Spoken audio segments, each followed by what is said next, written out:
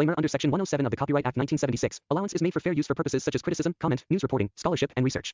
Fair use is a use permitted by copyright statute that might otherwise be infringing. Non-profit, educational or personal use tips the balance in favor of fair use. इनके बारे में फुसफुसाहट में धीमी आवाज में बातें होती हैं। ये ग्रुप इतना ताकतवर है, इतना गुप्त है कि इनका प्रभाव हर जगह महसूस किया जाता है, लेकिन इनकी मौजूदगी कहीं नहीं होती। ये हैं इल्यूमिनाटी, हमारी दुनिया के कठपुतली मास्टर। या हैं भी या नहीं, ये वो सवाल है जो सदियों से इंसानों को उलझाए हुए है। इतिहास गवाह है कि सीक्रेट सोसाइटीज ने हमें हमेशा से हैरान किया है और डराया भी है। इल्यूमिनाटी इसका सबसे बड़ा उदाहरण है।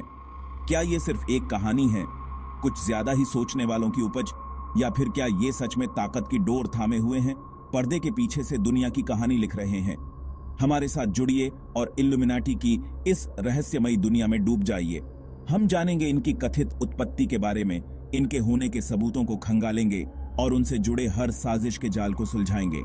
लेकिन खबरदार, सच्चाई जितनी आप सोच सकते हैं उससे भी ज्यादा चौंकाने वाली हो सकती है। हमारी कहानी शुरू होती है 18वीं शताब्दी के बवेरिया से। यहीं पर 1776 में एडम वाइसहॉफ्ट ने इल्यूमिनाटी की स्थापना की। वाइसहॉफ्ट एक ऐसी सोसाइटी बनाना चाहते थे जो ज्ञानी लोगों से भरी हो। उनका मानना था कि इल्यूमिनाटी दुनिया को बदल सकते हैं। एक दशक के भीतर बवेरियन सरकार ने इसे बंद कर दिया। लेकिन क्या वे सचमुच खत्म हो गए थे? हालांकि बवेरियन इल्यूमिनाटी को आधिकारिक तौर पर भंग कर दिया गया होगा, लेकिन उनकी कहानी खत्म नहीं हुई। उनके अस्तित्व की फुसफुसाहट सत्ता के गलियारों में गूंजती रही, जिससे संदेह और भय फैलता रहा। क्या वे फ्रांसीसी क्रांति के पीछे थे, एक खूनी विद्रोह जिसने यूरोप के राजनीतिक परिदृश्य को बदल दिया? कुछ सिद्धांतकार इल्यूमिनाटी के स्वतंत्रता और समानता के आदर्शों को उनकी भागीदारी के प्रमाण के रूप में देखते हैं। अन्य लोग नेपोलियन बोनापार्ट के उदय में उनका हाथ देखते हैं, जो एक करिश्माई नेता थे जिन्होंने अपने शासन के तहत यूरोप को एकजुट करने का वादा किया था। सच्चाई हमेशा की तरह मायावी बनी रहती है।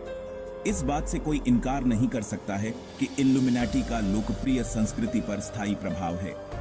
किताबों और फिल्मों से लेकर संगीत और वीडियो गेम तक, पर्दे के पीछे से दुनिया को नियंत्रित करने वाले एक गुप्त समूह की छवि ने हमारी कल्पनाओं को मोहित कर लिया है। लेकिन क्या यह केवल कल्पना है या ये चित्रण एक गहरे सच में निहित है? इसका जवाब मेरे दोस्तों मुझे नहीं देना है, आपको खुद फैसला करना होगा। सबूतों की जांच करें, हर चीज पर सवाल उठाएं और उन लोगों की शक्ति को कभी कम करके ना आंकें जो परछाई में काम करते हैं।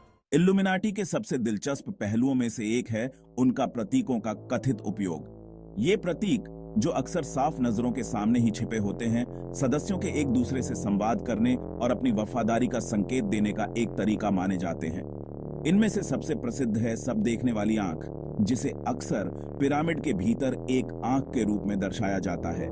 अमेरिकी डॉलर के बिल पर पाई जाने वाली इस निशानी ने अनगिनत साजिश के सिद्धांतों को जन्म दिया है। कुछ का मानना है कि यह एक नई विश्व व्यवस्था के लिए इल्यूमिनाटी की इच्छा का प्रतिनिधित्व करता है, जो उनके नियंत्रण में एक एकल वैश्विक सरकार है। अन्य प्रतीक जैसे कि पेंटाग्राम, ओबेलिस्क और संख्या 666 भी अक्सर इल्यूमिनाटी से जुड़े होते हैं। क्या ये प्रतीक वास्तव में इल्यूमिनाटी की उपस्थिति के प्रमाण हैं या केवल संयोग हैं? यह बहस का विषय है। हालांकि लोकप्रिय संस्कृति में उनकी व्यापकता को नजरअंदाज नहीं किया जा सकता है। क्या यह संभव है कि इन प्रतीकों का उपयोग हमारे विचारों और व्यवहारों को अवचेतन रूप से प्रभावित करने के लिए किया जा रहा हो? क्या हम बिना यह जाने भी इल्यूमिनाटी के बड़े खेल में मोहरे बनते जा रहे हैं?